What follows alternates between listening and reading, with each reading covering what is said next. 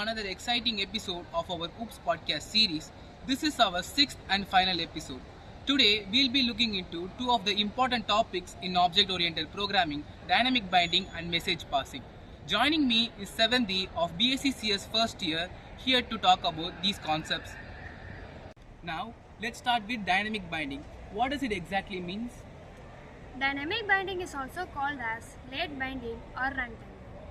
This is a method executed determined by the runtime, not by the company. In simpler words, program decided the program which could be executed. So, this is related to polymorphism, right? Exactly. It's most often seen with the method override. For example, if both parent class and child class have the method with same name. For use, parent class is a reference to call a method. Now, here, dynamic binding is the child version which reference point to the child object. That sounds like it makes our code more easier. Yes, it does.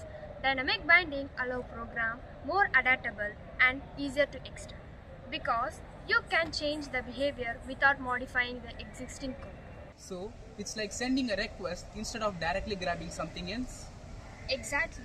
It keeps the data safe and promote encapsulation. If you are telling that what you want to do but not what should you do, this separation makes the difference clear and more maintainable. Can you connect dynamic binding and message passing together? Sure, when a message is sent to an object, which means the method is called. Dynamic binding helps the object to determine the execution of the program. Is runtime. So, to sum things up, message passing decide which object to talk and dynamic binding decide which one of them to answer. Perfectly put. Both concepts work hand in hand to make the OOPS concept more powerful, flexible and adaptable. Thank you so much Seventhi for explaining these topics clearly. And remember, in OOPS, good communication between objects is the key. Before we wrap up, let's take a moment to reflect on the whole OOPS concept series.